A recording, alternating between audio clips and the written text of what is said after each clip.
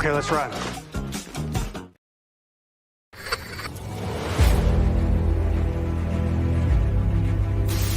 Your mission, should you choose to accept it.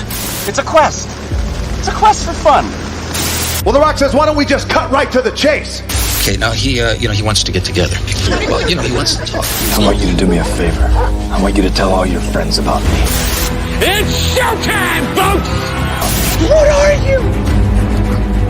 I'm...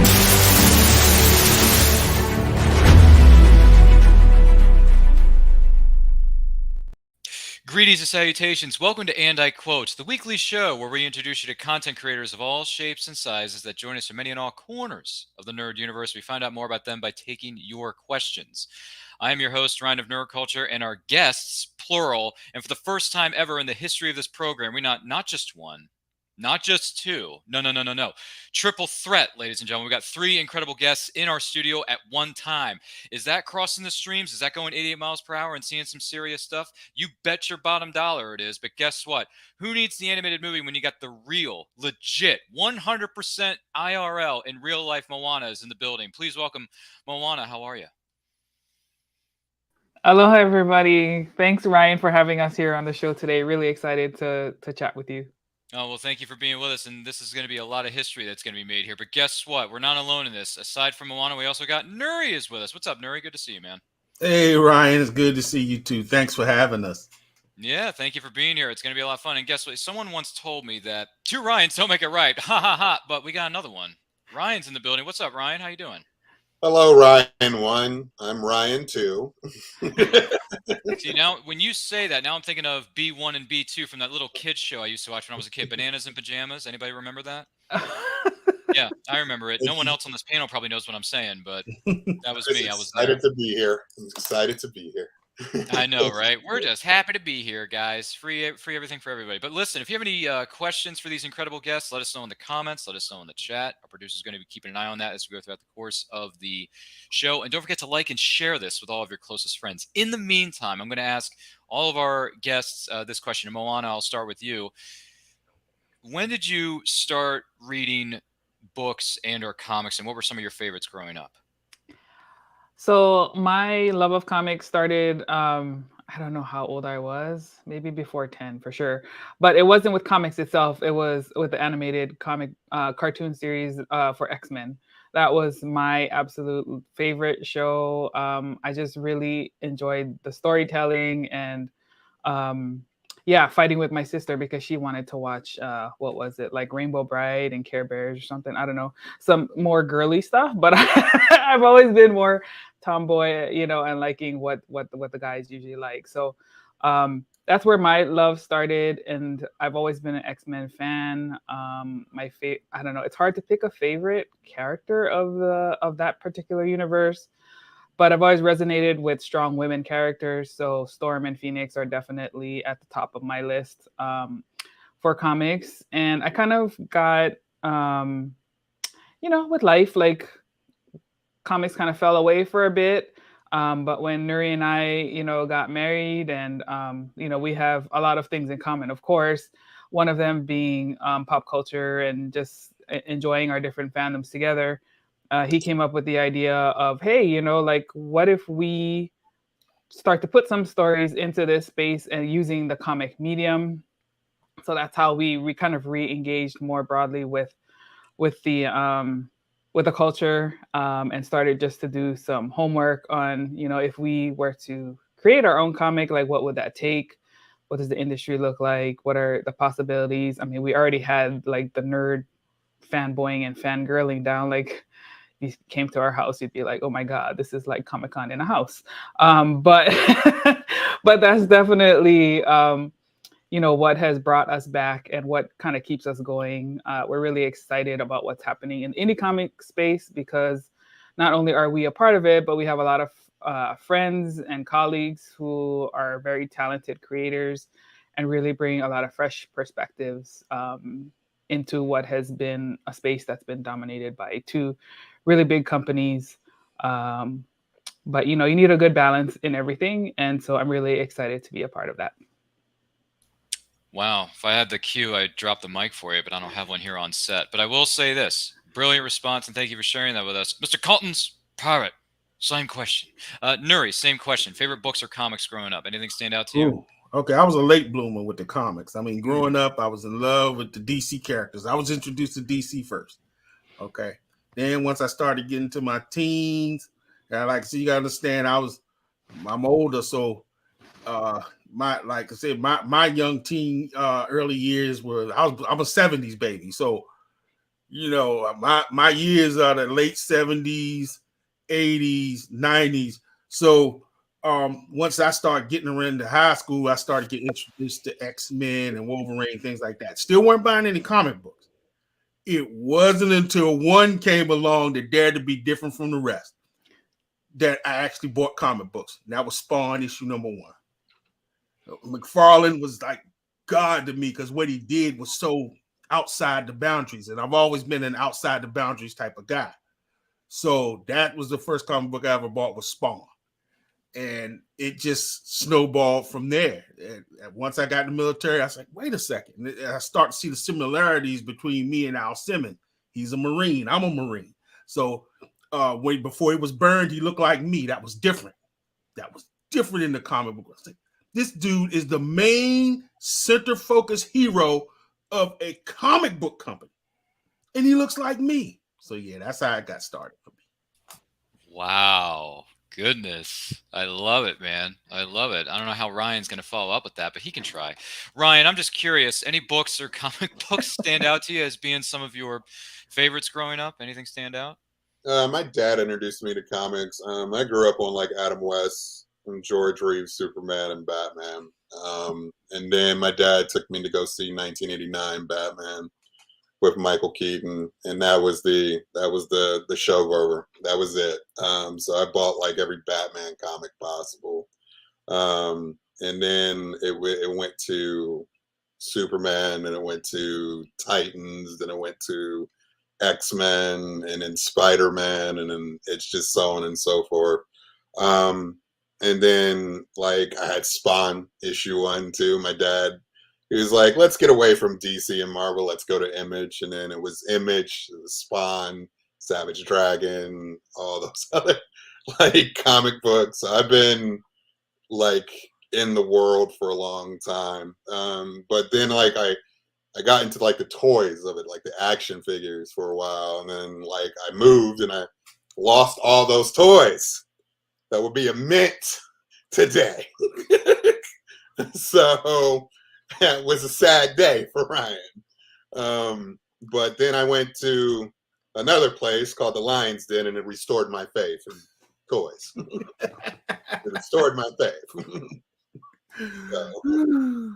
A lion's den. I thought someone figuratively threw you in a lion's den. You got your passion for toy collecting back. Gee whiz, that's one way to go about life. There's another lion's den, not the other lion's den that everybody else knows, but there's a lion's den that I went to. Wow. Indeed it is, sir. Oh my gosh.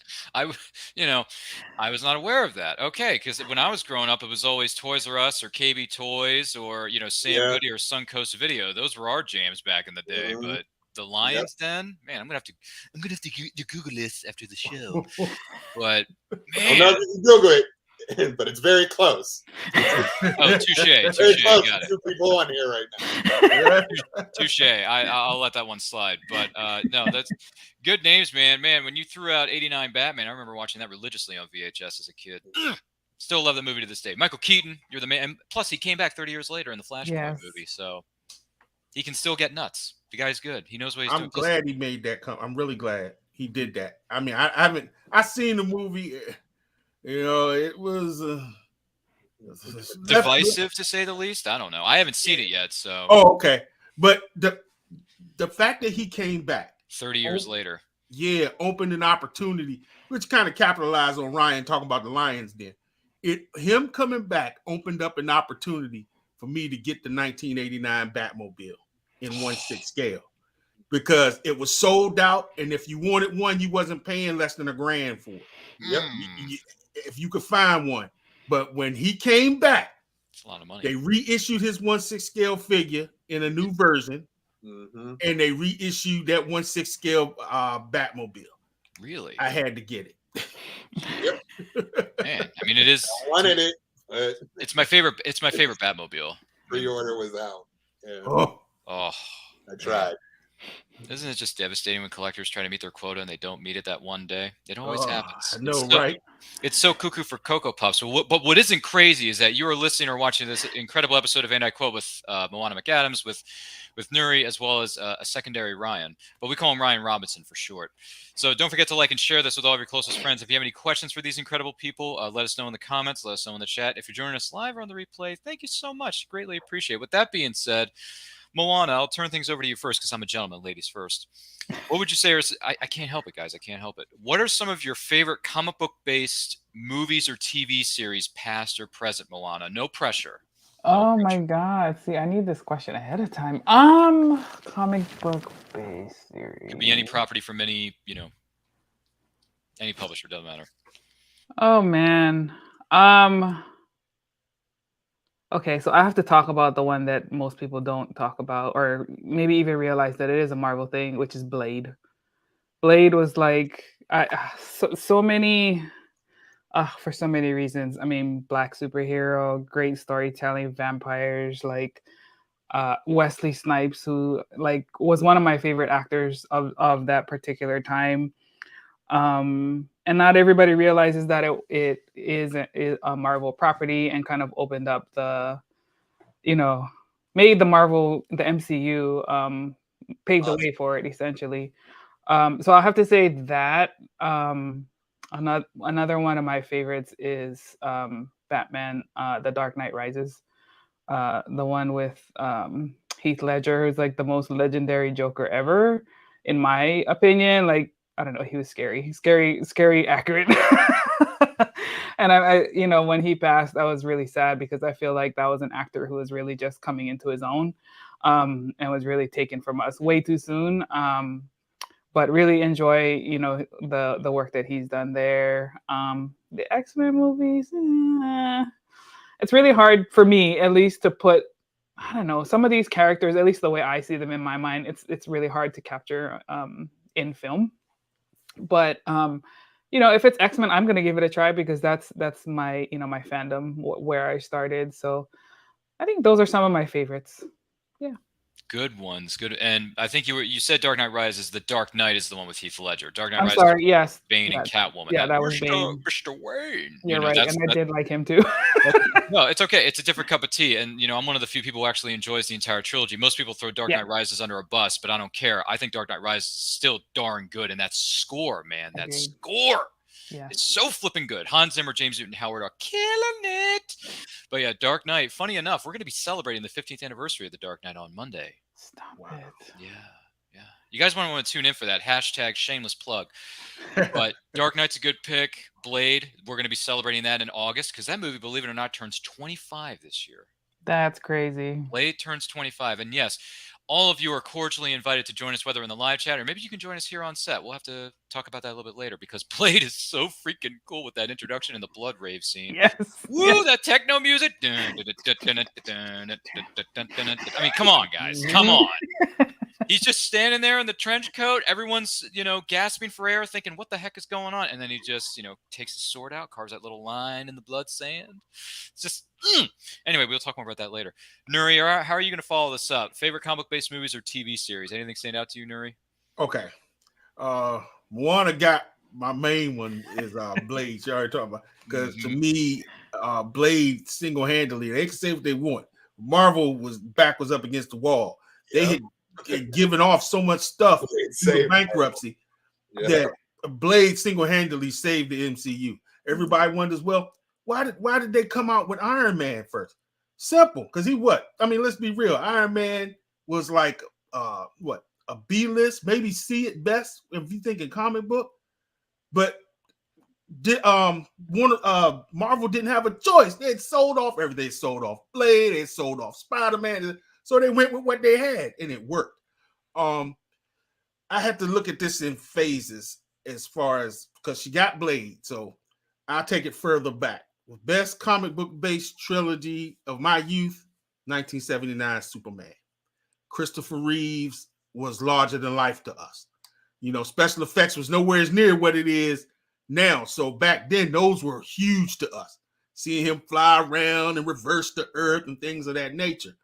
And then, of course, coming into the 90s, Blade being the guy who really helped MCU become, it was the foundation for the MCU. And far as now, I think the best comic book movie that I've seen this side of 2000s has to be the very first Avengers film. And I'll tell you why. Because each one of those characters were properly fleshed out. I'm huge when I write about fleshing out characters. And they were already larger than life. So it was really a challenge, a task. I think it was Joss Whedon. Was that Joss Whedon, the first one? Yep. It was a monumental task for him to be able to make sure all those egos and legends got enough screen time to where the movie worked. It worked, which is really hard to pull off with all those egos on screen, because all these characters are established in their own properties, in their own films. So I think that, and then when you go up to Civil War with the introduction of Black Panther and Infinity War, I mean, it was just well done. I thought Infinity War was better than Endgame. It was, I mean, whew. And how Thanos was just so, Thanos sells it so well that you actually are really drawn into the story of how can these mighty heroes that we've seen over the years, these are great people, how can they beat this guy? This guy treats Hulk like a child in the beginning of the movie. Movie ain't even started yet. He treats Hulk like a child. Like, oh my God, this is gonna be bad. So yeah, those are my picks for that question. Boy, there's a lot of passion in this studio. I'm loving it. Anywho, Ryan, what about you, man? Any comic book-based movies or TV series, past or present, that stand out to you? There's 89 Batman. I love Batman Returns. Currently, Spider-Man 2 is still probably one of my favorite comic book movies of all time. Followed probably by Winter Soldier. That's a really good film. I love Man of Steel. I don't care about all the Superman haters who don't like Man of Steel, but I love Man of Steel. Hashtag Henry Cavill's my Superman. Yeah, yes, that's one of my favorite comic book adaptations of all time. I agree. Love the way Krypton looks. Mm-hmm. And by the way, he wasn't Superman until like the sequel. So, which is Batman versus Superman, which is garbage. But television properties, I only like Miss Marvel and WandaVision. I don't really like anything else that anybody has done. So, yeah, Miss Marvel is primo good. It's one of the best.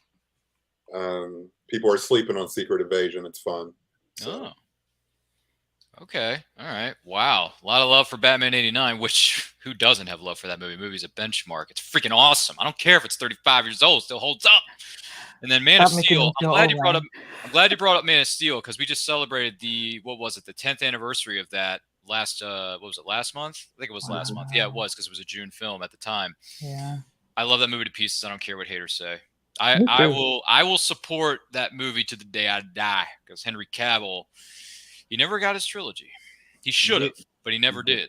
He got the short of all the actors in that. I mean, a lot of actors got the shorter end of the stick, but Henry especially got the shorter end of that stick. So, Henry, I know you're watching this. You're the man. You're my favorite. He's my favorite cinematic version of Superman. Because the TV is completely a separate medium. Yeah. Film is different from television. Comic books are different from books. That's just the way it is. But for me, movie-wise, Henry's hashtag like a boss. Nothing against Christopher Reeve. Nothing against Christopher Reeve. Because he's the OG. I get that. But Henry Cavill took it to 11. He took it to another level, brother. Yeah. So yes, he did. He was the cream that rose to the top. Yeah. Oh my God! I can't. Hey, when you grow up watching, whether it's the '90s era of wrestling, or you go up and watch YouTube, and they have all these '80s promos that wrestlers used to cut back in the day, because we didn't have on demand back then. We didn't. It's true. Macho Man cut some of the best promos and some of the most charismatic promos in the history of sport. I think when you put Macho Man and Ric Flair, I mean, those two just know how to cut a promo. I don't care who you ask. Did you? This is a fun fact, and then I'll switch things over to your next question, respectively. But there was a video that came out not too long ago. It was on YouTube. It's a group of 10-year-old kids who play Little League Baseball. This is Little League Baseball. And this one kid got his 11 other players in a circle, and he says, I'm the diamond ring wearing, Rolex wearing, jet flying, kiss stealing. Like, he cut the whole promo, and I'm having a hard time holding these alligators down. What? And they want to give yourselves 2 claps and a Ric Flair. Woo! And I thought, these kids are 10. They're 10. And they know who Ric Flair is. That is awesome. I can't help it. When I saw that, I was smiling. Look this up on YouTube when you get off set, man, because this video is so cool. I guarantee it. But you know what else I can guarantee is that you are going to love this episode of And I Quote with Moana McAdams and Nuri McAdams and Ryan Robinson, because 2 Ryans don't make it right. Ha ha ha. And don't forget to like and share this with every single person that you know. If you have any questions for these 3 incredible people, see, there's a Marvel word for you, incredible. Let us know in the comments. See, I read comic books too. Let us know in the comments. Let us know in the chat. Be more than happy to hear from you, because we enjoy hearing from you, fine-looking people in the chat and the comments. We appreciate it. With that being said, Moana, when did you decide to become a comic book or book writer or artist? When did that start for you? Let's see. So it started probably, I guess, around 2017. So before that, Nuri came up with the idea for the WildCard Chronicles, and of course, I'm going to support him in everything that we do. But for me personally, with the Adventures of Nakoa and Nohea, which is my children's book series, that kind of started in 2017. And if you asked me when I was a kid if I'd be doing this, there's no way in hell. But life has a funny way of putting you into different spaces. And so at the time, it was a little bit of a sad story, because my dad had just passed away, and he and I had a very strong relationship. I really consider him to be my best friend for a very long time. And so I was really just going through a period of grief and depression, and just trying to cope with the fact that he was no longer, here on this plane anyway. So I had a hard time talking to anybody about it. So what I did was write instead, what did I want to remember about my dad? What did I want to remember about his legacy? And so that's how we came up with the idea for Fishing Day with Papa Ray. He was a big fisherman, us being, originally born and raised in the islands of Hawaii. And so it was really a story to him, and, for me to help remember who he was, and also help my niece and nephew, who were very young at the time. So, when you're young, you don't have a lot of memories of your grandparents if you lose them early. So I wanted to capture those for them. So it really is like a family-based story, and it's really central to a lot of the things that we do here at Burning Spear. Folks liked the book, and they were like, oh, are you going to continue to write this? And I was like, oh, I thought this was going to be a one-shot deal. But if folks like it, I will continue to write. No, there he is. And I'm really excited because I got to work with Sheila, and she really nailed the likenesses of my father and my niece and nephew at the time. And that story has been very successful. We're putting it into schools in under-resourced communities in Hawaii, as well as here on the continent, and really kind of contributing to a larger educational and cultural awareness effort for Hawaii, and also language revitalization, because it is a bilingual series as well. It's told in English and in Olelo Hawaii, or Hawaiian language. So I think that's something that's really unique to the series. So when it came to continuing the series, I was like, okay, now I'm really going to be making stuff up, because this was something of my life. But I wanted to kind of, how can I bridge this gap between pop culture and my traditional culture and the values that we have? And so that's, when I was fortunate to meet our kind sir down here, Ryan Robinson, through our friend Mike Watson from Freestyle Comics. And I actually interviewed Ryan on our podcast and saw his work, and it was just essentially really blown away by what he was doing. So, fortunately I asked and pitched my idea to him, and he was all about it. I feel really blessed because Ryan is just as passionate about trying to help me bring our culture to life, for our readers and our audiences, and really help folks to connect to it, because sometimes, especially with kids, right? Like it's hard to keep their attention for reading when it's like boring stuff. But you put a graphic novel in front of them, you put a comic book in front of them, they're all about it, right? Like my nephew's big now. He's like, oh my God, anti-Nightwing. I'm just like, yeah, you go, whatever gets you, like excited about it. But so Ryan's been with me, and he and I have been working together, and it's been great because it's easy to create with him. We have like our creative flows, and it's super amazing, and I'm really excited to work with him and build out this series. It's my drift partner. Sorry, we call it the drift partner because, yeah, a lot of the ideas that we have is just like, it's great. So the series, we're hoping to have it run for 12 books. We're about to finish the third one now and going into the fourth one here at the end of the year. So excited to keep the series going. And I don't know, guys, you're going to love it. If you're not already following, we have 2 books that you can get. And Fishing Day with Papa Ray, which Ryan showed. Shadows of the Ancient is an amazing book as well. We delve into our cultural roots and talk about the shapeshifters of our culture. And they're called the Mo'o. And different, that's the cover that Ryan did for us. And in this one, we're kind of expanding the cast, I would say, diving deeper into the world building, and just really having a lot of fun with it. It's definitely not your traditional children's book. If you're looking for, it still has a lot of the messages and things that we want kids to learn, but we really want to draw people into it. And you know how you watch the Disney Moana series, like the ocean is a character, the environment is a character. It's kind of what we're trying to bring here in this series as well. Goodness gracious. Well, as our Uncle Ben taught us 23 years ago, or 20 years ago, was it 2021? Thank you. I know it was a little earlier than that, but whatever, sue me. With great power comes great responsibility. Yes. And you're doing it. You're doing a fabulous job of that, I will say. So I take it, Nuri, your story is a bit similar on when you decided to become an indie writer or artist, Nuri, but with this being a family thing and being a team effort. Am I correct in that? Or do you have a little bit different thought on that one? For the most part, yeah, it's pretty much accurate. I started around 2012, 2013 with the idea, mixing stories of my military time and stories of me being the president of a motorcycle club. And I'm like, we do a lot of wild stuff. We've done a lot of wild things out here. So I said, somebody ought to chronicle this stuff or write it down. Or who will remember that we were here? So that's how it started for me. So I went down that road of Afrofuturism, and I was able to take the past and link it to the present and the future, because the whole concept of the Chronicles is there are 3 books, and each book covers a 10-year span. Okay, so the story is based around that.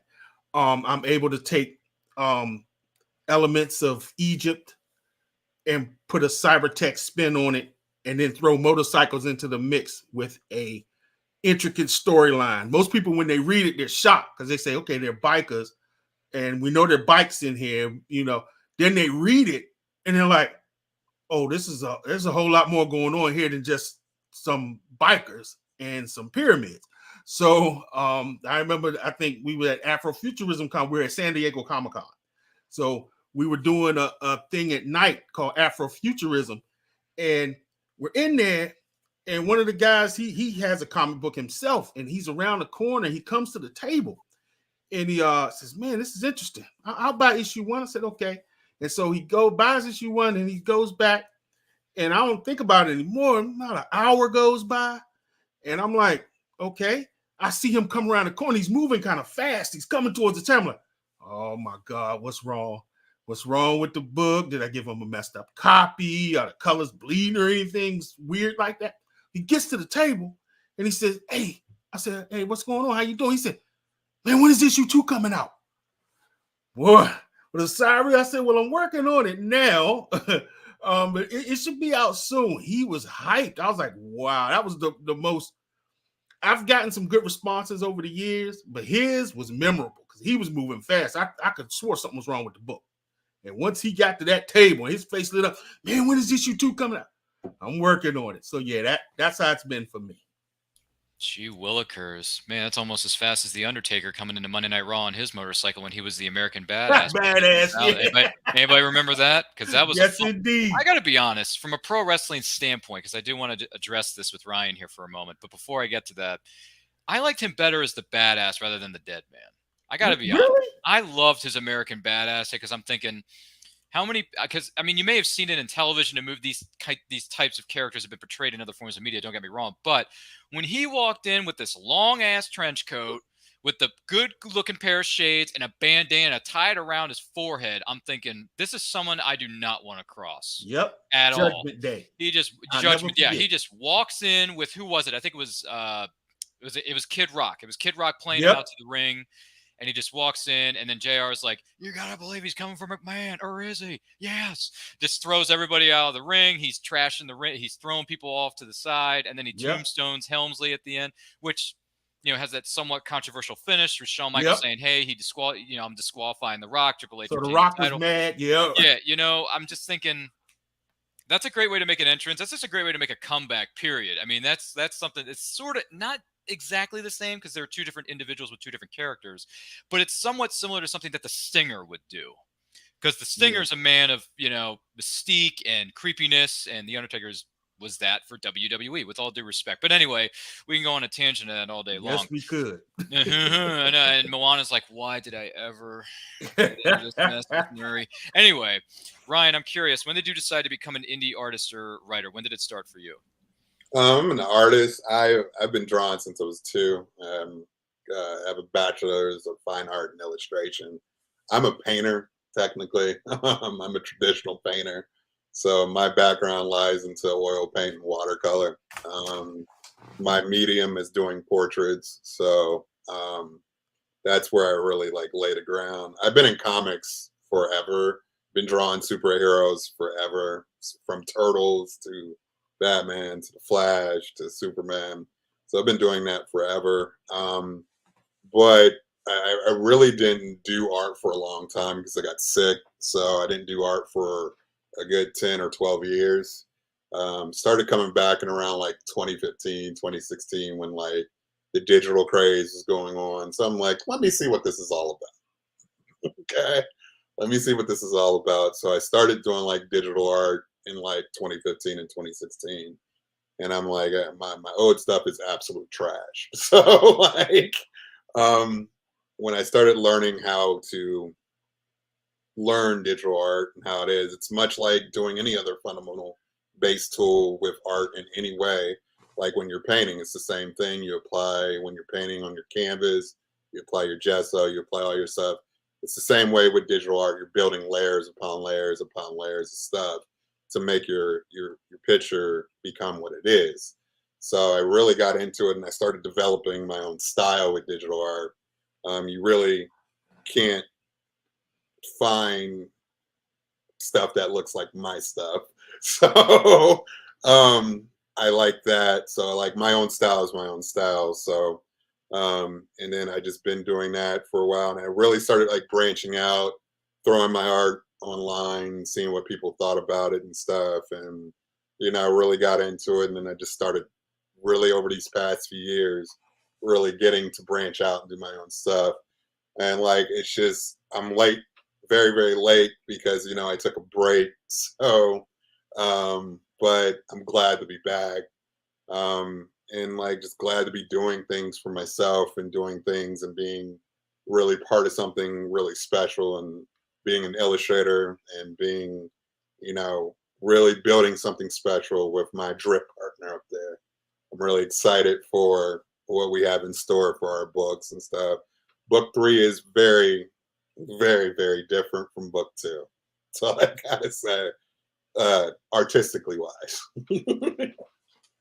Yeah. So Wow. Okay. All right. I respect that. Congratulations on all that. That is some incredible stuff. And we thank you for sharing that with us. And we thank you who may be tuning in for the first time. Don't forget to like and share this with all of your closest friends for this episode of And I Quote. If you have any questions for our guests, whether it be Moana, Nuri, Ryan, or all three of them at the same time, because hey, we can get crazy here. Let us know in the comments. Let us know in the chat. Be more than happy to take those questions from you. We appreciate each and every single one of you for being here in the chat, and for our guests for being here with us too. We really appreciate it. With that being said, Ryan, I'm going to turn things over to you for this next one. What would you say are some of the rewards about being an indie artist for you, Ryan? I think for me is just being a fully amount creative.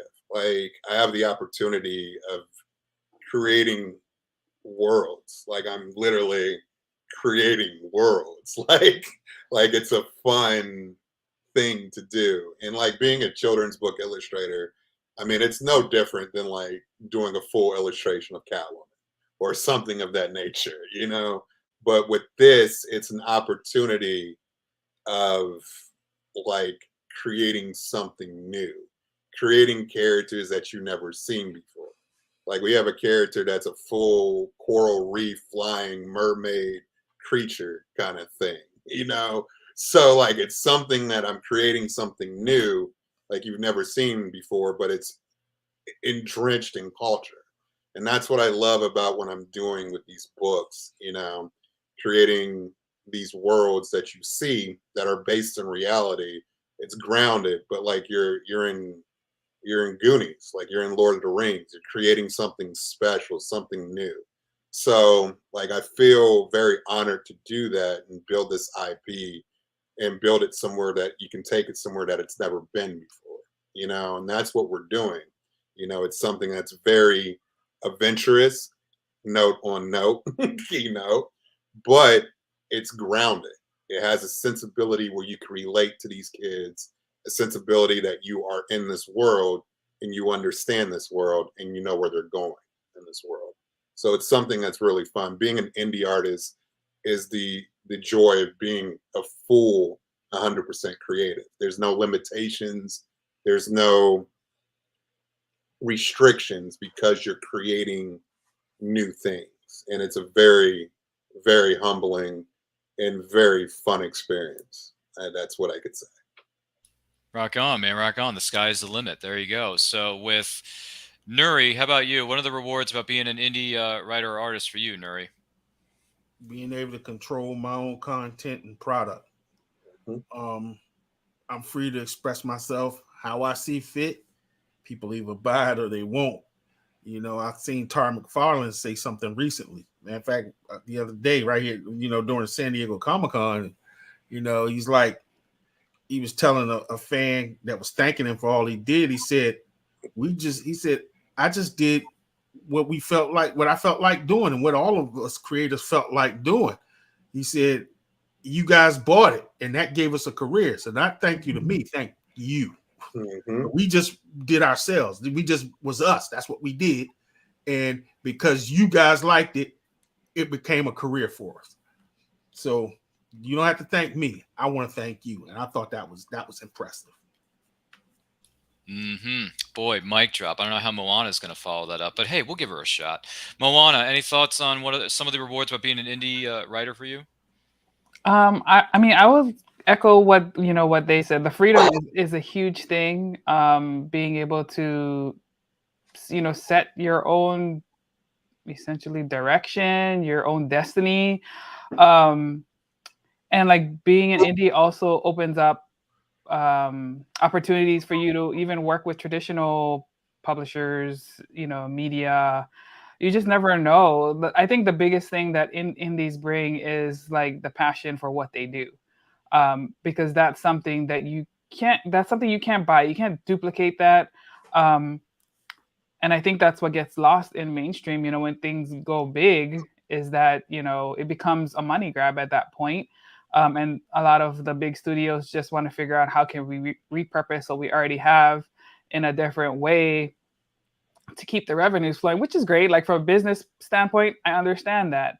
But for the average consumer or the average fan who wants to keep reading stories, like you have to bring fresh perspectives and write things that people can relate to, whether it's a niche audience or a broader one. But good writers can tell a great story, and it really doesn't matter. It's not like representation for the sake of representation. It's really like, how can I put a character in front of you, a great backstory, develop that, tell a great story that regardless of where you come from, you can relate to some aspect of that. And I think that's just amazing, because like that gives you are able to bring your voice to a place that may not always be welcoming to it. And I think when you're talking about creators of color who often find ourselves in these indie spots because we're not afforded the same opportunities as mainstream, it's a very critical space for us to share our perspective, share our voice, and really carve out something special and unique for our community. Absolutely. Definitely agree with that. Now, there was this villain back in the day. He still exists to this, and like I said, we're going to be talking more about this on Monday with the 15th anniversary celebration of it. But there was this guy, Harvey Dent. He turned into some creature known as Two-Face. He has this thing called a coin, and he flips the coin. So I'm going to flip the coin, lands on tails. I'm going to change things over and ask this question for Ryan first. What would you say are some of the challenges about being an indie artist, Ryan?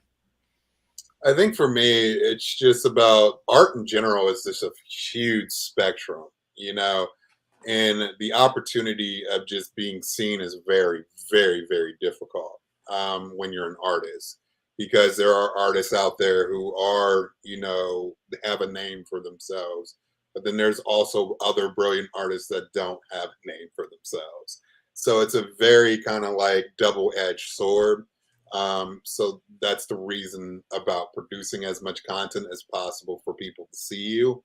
I think for me, the ability of just the double-edged sword of being an indie artist is just being picked up, being hired, getting commissions, things of that nature, getting jobs. I think that's the biggest thing about it, because like I said, there's a lot of creators out there who are vying for the same opportunities.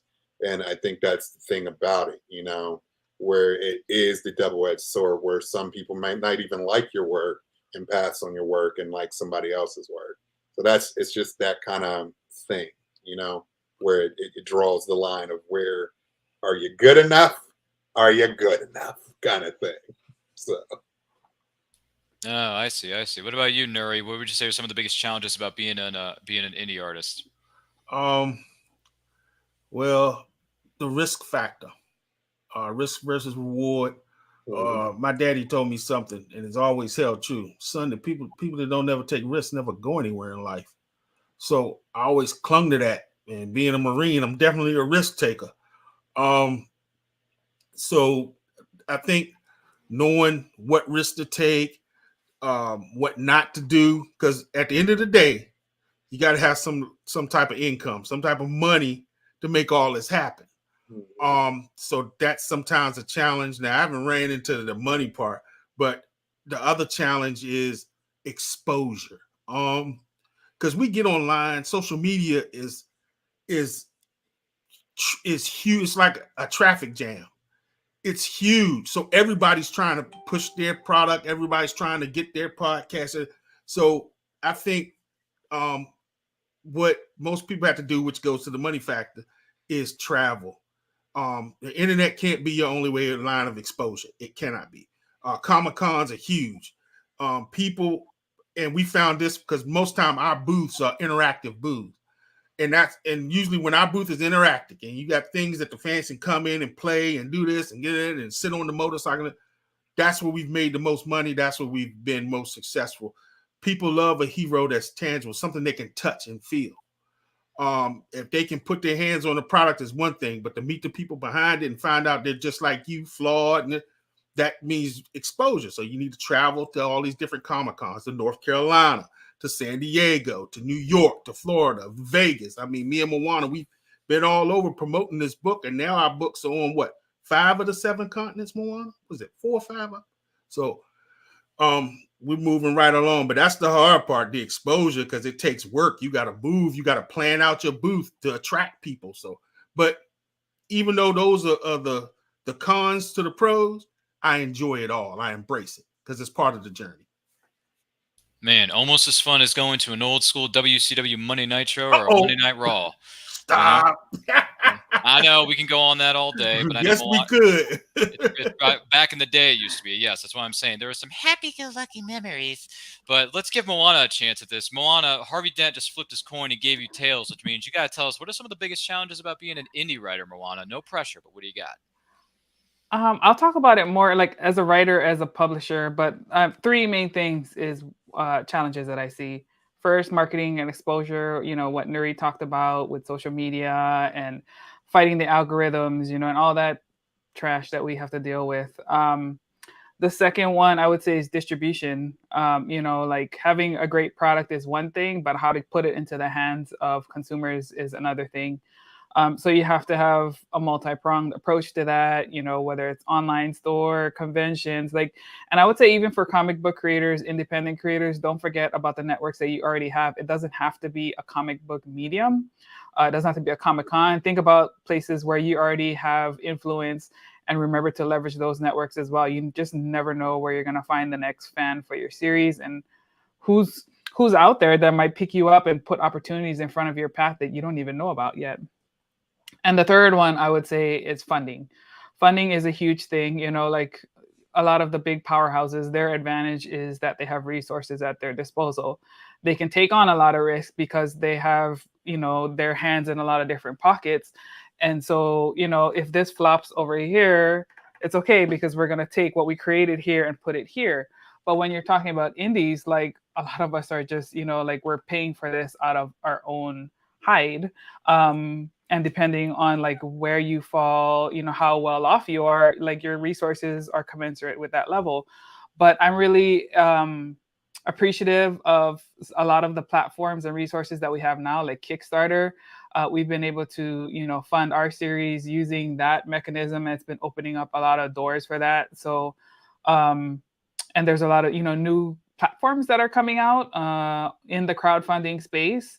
So really excited about that because, between the WildCard Chronicles, the Adventures for Nakoa and Nohea, and our podcast series, I think we've raised almost $50,000 for our stuff, so that's quite amazing. That's something like, I don't know how long it would have taken for us to fund something like that on our own. So we're really grateful to our supporters on Kickstarter who have helped us to really kickstart and put us in position to do some larger things as independents. So, one thing, Ryan P, this one's for you to touch on what I was saying about when things are interactive, they become larger than life when you can see them and be there and put your hands on them. Now, during the 80s, everybody was a big Hogan fan, things like that. Hogan was great, right? He wasn't larger than life to me. I'm going to tell you, two people that became larger than life to me. My very first wrestling match. And to this day, these two people are still larger than life. They own my Mount Rushmore wrestling. My very first wrestling match, 1992. It was before I graduated high school. I went to the Cap Center, the old Cap Center down here right outside of D.C. And for the first time, I saw Rocky Maivia. He had just joined the Nation of Domination. Great performance, great. Then the next person came out, and it was The Undertaker versus the Mountie, and I saw The Undertaker do his thing live. And from that point on, those two people are larger than life to me. They own my Mount Rushmore wrestling. No doubt about it, because I was there. And there was numerous matches I went to, Backlash, things like that, where Stone Cold, The Rock, all those people, I would see them a lot of times. And because of that, they were always larger than life to me because I was able to interact with them. So, yeah, that's what I'm saying. You got to be able to move with this industry. I know it costs money, but go to these Comic-Cons. Go to Vegas. Go to all of you. I don't care. Even if it's a small con, go. So. There's three things that can go with that. One is you got to spend money if you want to make money. Yeah, but you got to make it to spend it, brother. And the third thing is, Nuri, you're so money, you just don't even know it. You're like a big bear, man. Anyway, if anyone caught that pop culture reference from the 90s with Jon Favreau and Vince Vaughn, you're welcome. Oh, gosh. Well, you mentioned 2 names there. Mount Rushmore has 4 faces on. So who are the other 2? Oof. Okay. I know. We're pushing Moana to the limit here. Yeah. With these questions. Okay. Here go back. Matter of fact, I'll give you the 5 because of the Oh, crazy there's horse. 5. So you're going to cheat and put a 5th face on Well- Mount Rushmore. All well, right, fine. no, I'm sure Abe Lincoln wouldn't mind. Well, no, at Mount Rushmore, you got the 4 main faces. Yeah. Then right below below the faces, they have one of Crazy Horse. The Oh, Indian. that's true. That's true. So- You're right. This is my Mount Rushmore. It's 5, not 4. Undertaker, Mm-hmm. The Rock, Of course. Stone Cold Steve Austin, Don't go. Yeah. and this 4th one gonna boggle you, but it's a case I could argue. Bret the Hitman Hart. Best there is, best there was, best there ever will be. And the Crazy Horse face goes to Shawn Michaels. HBK. Okay. All right. I mean, look, I wasn't a Bret Hart fan growing up, but when I heard about just his family and the training and so many different people that they've worked with and taught, and then you see these interviews about he takes wrestling so seriously because he wants it to tell a story. It's not about so much about the character. It's not so much about the skills on the mic. It's not so much about, who runs the company and who's making the decisions behind closed. It's just about telling a good story with your wrestling match. Mm-hmm. So that to me respects Bret. That for me makes me respect Bret. And speaking of Bret the Hitman Hart, he's going to be at GalaxyCon in Raleigh next weekend. So fun fact, in case you want to, I'm just saying, if you and the business want to take a drive down to Raleigh, North Kakalaki, and say hi to Bret the Hitman Hart, as well as the Mouth of the South, Jimmy Hart's going to be in the building. You also have Brutus Beefcake, the barber. Yeah, he's going to be there. And the Hardy Boys of Team Extreme. Yeah. That's right. Both Jeff and Matt, not just Matt, but Jeff and Matt are going to be there. Yeah. Yeah, you want to talk about Team? Yeah, but is Lita going to be there? That's my question. Yes, I love Lita. See, here's the thing. I wish she was, but unfortunately, Lita is not going to be at this one. But at least you still get 2/3 of Team Extreme because I have the pleasure of meeting Lita. She was great, by the way. I was like, oh my god! Remember watching Lita back in the day? Those battles that they had with Team Extreme and Testin Albert and Trish Stratus and all that jazz. I mean, look, I don't want to get into a whole debate here because I know Ryan's probably itching for that next question, but I wish Lita would have won the Diva of the Decade award at the 10th anniversary of Raw because Lita was wrestling before Trish started getting into it. Yes. I love Trish Stratus, and I look forward to meeting you at a Comic-Con. And Trish, I know you're watching this right now, and thank you. But with all due respect, Lita was wrestling and putting in a little bit more, just a little bit more work than what you were doing at the time as a valet/manager.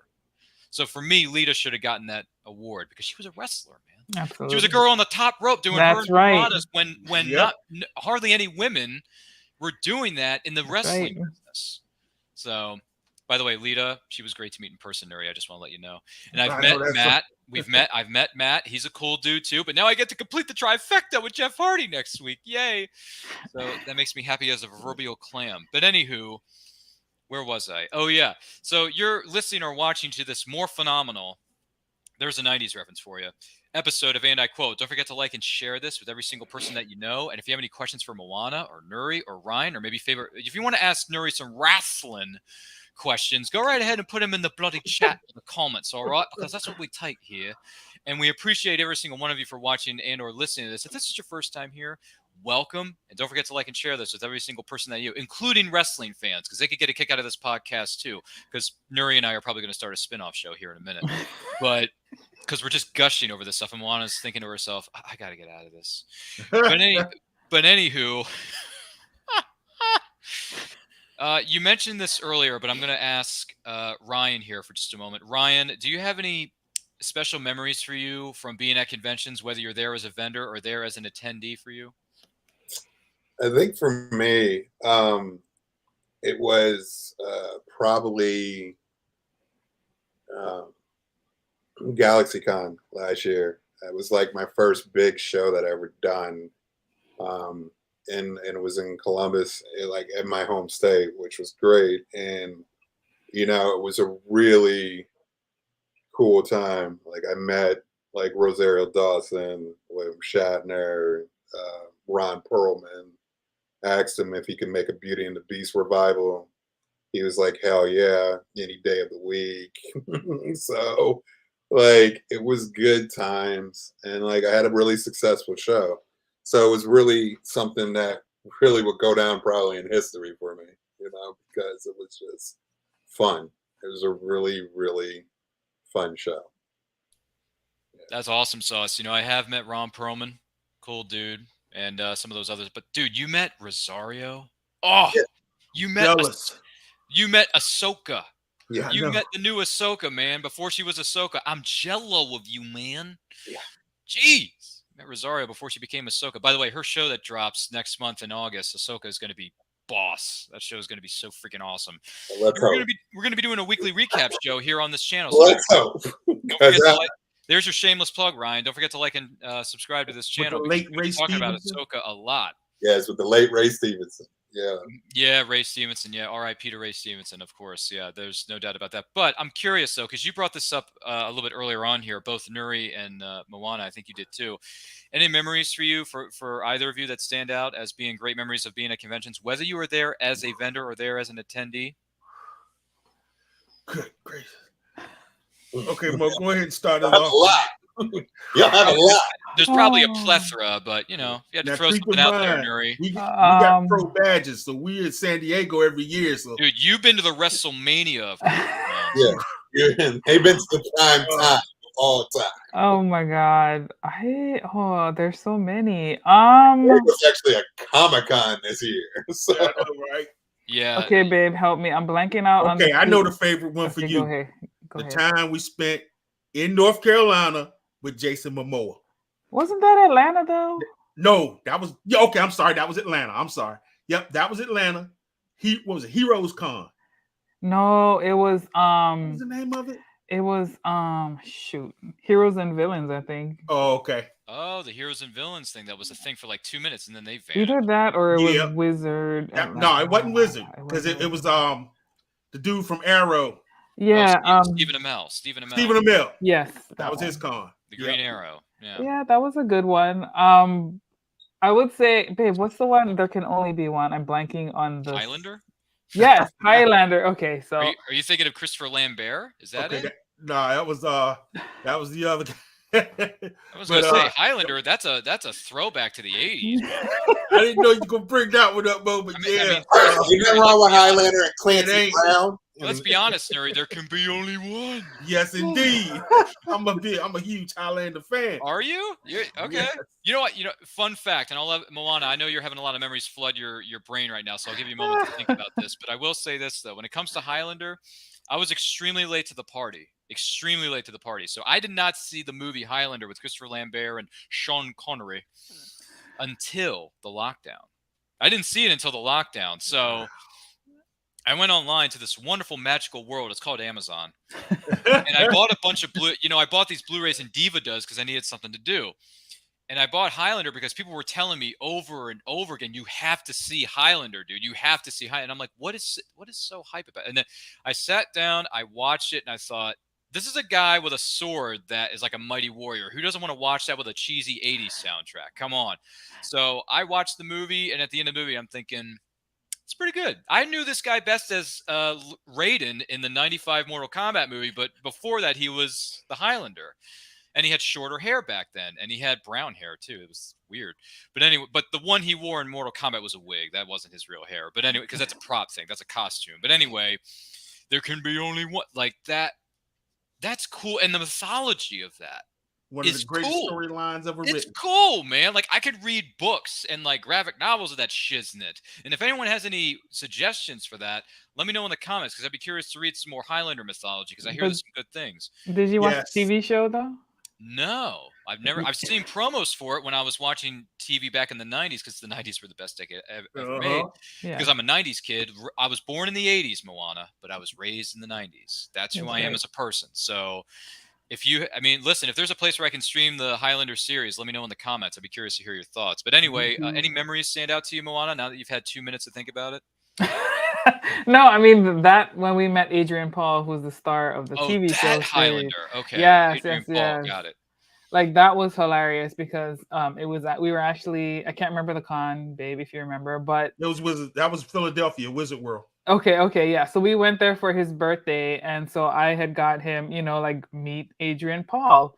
It's like one of his favorite TV shows. So we're walking, we're in line. We get to to the front where he is, and John is just staring there, like, which is so uncharacteristic of him.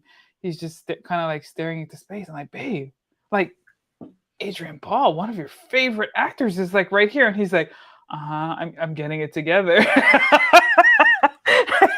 And like this man does, like, there is no cat that what's the word, cat got your tongue or whatever. Like that just doesn't happen with Nuri, but that's what happened. And I'm like, okay, let me start the conversation while he gets himself together. But yeah, that's just one of like the funny stories that we have, because I was like, oh, this is gonna be great. He's gonna go in, like this is one of his favorite dudes, and he was just like. But it was awesome. It was awesome. And he was a really cool guy. It was a weird fanboy moment. It really doesn't happen to me. She basically, the part she's leaving out is because during allergy season, right? You take it. I'm allergic to tree pollen, so I said, man, I ain't gonna mess this up. I ain't gonna be in nobody's sneezing and hacking. So I took a little bit more of the allergy medicine than I was supposed to take. Right, so I get in there, and we going towards Adrian Paul, and all of a sudden that medicine kicked in. I was feeling good. I was like, "Oh man, I think I took too much." And I said, "Oh shoot, my heart is kind of racing." So then I held on my wife. I said, "Please don't let me get dizzy, Lord. Don't let me pass out." So then we get up to Adrian Paul, and he's looking at me, and I'm like, I had all this stuff I was gonna say to him, and my mind was blank. I was going to tell him, you know what, man, we adored you. I was in the infantry and the Marine Corps. Man, we watched the stuff before we went on the Operation Restore Democracy and everything. Man, I had all that planned out. Didn't happen. So he looks at me, and I'm looking at him, and I know he's probably thinking, man, this dude is high as a kite. So he said it was a photo that we had took with him the day before, right? So that was funny because we had to retake the picture, and Adrian Paul was like, somebody blinked. Oh, come on, we gotta do this again.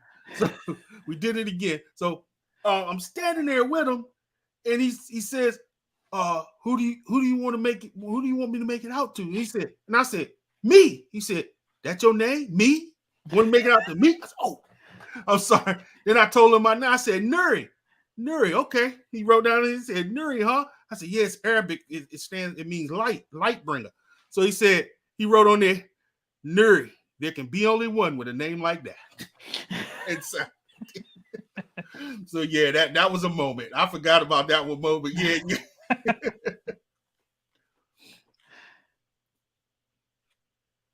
Man, oh man, that's. I mean, I was gonna present something here, but I there's the proof. I got the Blu-ray. It's the director's cut. So don't come at me, bro. I've seen this movie. Hey, that's why back in the 80s, my dad put me onto that. Yeah. So it's been with me. I love the storyline. And I tell Moana to this day, I don't know why they keep struggling to reboot this thing. It's one of the greatest storylines ever written. Mm-hmm. It's very unique. And like I said, Ryan, if you can watch the show, I think they stream it on YouTube. There's a couple of different services that carry it. I gotta watch this. Man, I think personally, Adrian Paul in the TV show took it to another level. It was even better than the movie. So Cavill was attached to the Highlander reboot for the longest. Oh, I would have loved to have seen him with. I mean, granted, he's already having long hair in The Witcher, but I wouldn't mind him having long hair as a wig in Highlander. He could pull it off. And they keep trying to reboot it, and then it just doesn't happen. There's nothing that Henry Cavill can't do. I mean, heck, he played a pseudo. Granted, this is based off a different property, with all due respect, but he played a pseudo different version of James Bond in The Man from U.N.C.L.E. Yeah, The Man from U.N.C.L.E. And then he was this close to getting the part of James Bond before Daniel Craig got the part. Mm-hmm. Back in the day, they were going to pick him, and then Daniel Craig came in and took it. And I thought, hey, Daniel Craig still killed it, but at the same time, Henry Cavill was James Bond. He would have nailed that. He still can, by the way. I mean, he was in Mission Impossible, so yep. The guy has played secret agents. He's played bad guys. He's played fantasy-like characters in The Witcher. I haven't seen it yet, Henry. I apologize. I haven't caught up on your photography yet, but. And it's funny you bring up Highlander the series, because we had a discussion about this the other night. And just to give everyone context here, this was concerning. We were celebrating the 25th anniversary of The Mask of Zorro last night, one of the best action adventure movies of all time, with Antonio Banderas, Anthony Hopkins, and a very beautiful, still to this day, Catherine Zeta-Jones. For show. Anyway, someone brought up Highlander the series, and they looked at me like I was crazy. He's like, Ryan, you've never seen Highlander the series? I'm like, no. It's like, dude, you need to see, like, because I told him how much I've missed in my childhood. I didn't see Highlander the series. I didn't see Babylon 5. I didn't see Farscape. I didn't see any of the Star Treks. Didn't see Stargates. So it's like, you need to watch like all this stuff. And I'm like, yeah, I got a lot of time here. Especially Trek and Stargate. Yeah, I know. I've seen Stargate Universe, but I haven't seen the original SG-1, and I haven't seen Atlantis yet. So with Jason Momoa, yeah. Maybe Jason. Don't you mean Aquaman? Don't you mean Aquaman? Yeah, I don't think of him as Jason Momoa. All I see, every day I look at him, I'm like, dude, you're Aquaman. You're just Aquaman. I mean, you showed up in Fast and Furious 10, but nobody was asking for that movie. But that wasn't his fault. That wasn't his fault. It was not his fault. Jason, you took a paycheck. It's okay. We all have to do it. But man, Highlander the series. I got to add this to my list then. Because we talked about it last night. Someone brought it up, and they were like, dude, season 1's a bit tough to get through, but once you get into season 2, when they go to Paris, it gets way better. And I'm like, yep, right. The first season's a little cheesy, but it's still watchable. But season 2 on, yeah, it really picks up. I'm going to have to keep an eye on this one. But yeah, just wanted to show you the proof I do have this still on Blu-ray. I wasn't lying. But anyhow, as far as the special memories from conventions, we thank you for sharing that with us. And we thank you for being here for this episode of what is known as And I Quote. And don't forget to like and share this with all of your closest friends. If you have any questions for our guests, whether it be Ryan, Nuri, or Moana, let us know in the comments. Let us know in the chat. We greatly appreciate if we could hear from you. We appreciate every single one of you for joining us in the chat. Or if you've liked this video and shared it, we appreciate that, because indie supports indie. You know, that's what we do around here. That's what we do. But with that being said, I do have a question for all 3 of you, if possible. I have something here I'd like to share with you. So just give me 1 second as I'm bringing it up here. But you mentioned this one series that you put together, and I'm curious. This cover is so badass. I mean, you got a guy with a sword and a woman who's ready to kick your behind with a set of cards. So what is it? The wild card? I'm curious. How did this series come about? Whoever wants to start. Okay, the wild card. Now that's issue 2. Actually, that's a wraparound cover, because on the back side is Theta Magnus and Little Uzi, the rapper with his gun in his hand. Little Uzi is in the comic book. Now you're talking about as far as the beginning of the series, because like I said, this is issue number 2. Basically what you're seeing, we'll go with this issue right here. What you see, and this was I think this was a special edition cover.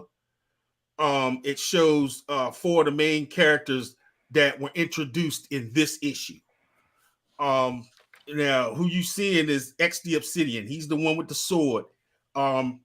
This is all sort of like a prequel lead up to what will eventually become the Deadly 7, which is book 3 of the Chronicles.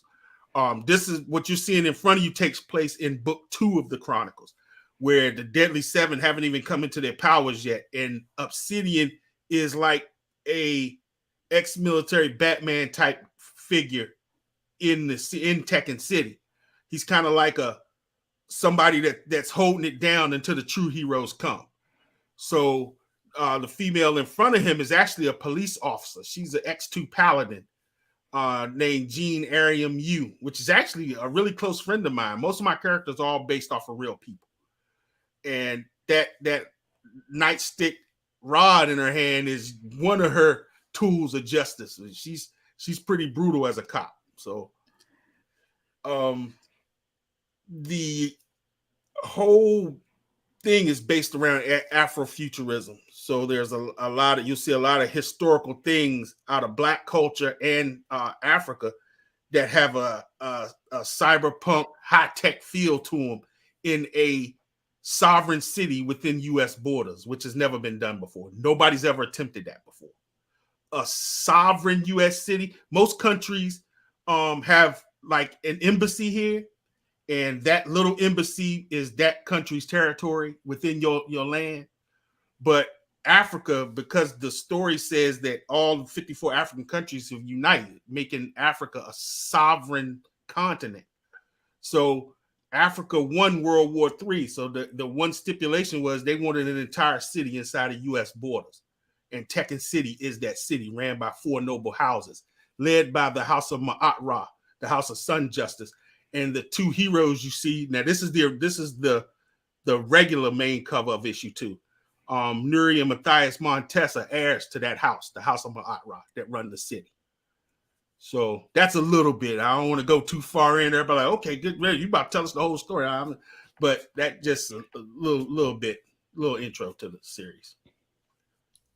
Well, that's just awesome sauce. Goodness gracious. Really good looking covers, really good looking art. Really, definitely. I mean, people riding motorcycles with swords, and you got those red eyes, got those pink eyes, like about to destroy you, rip you in half.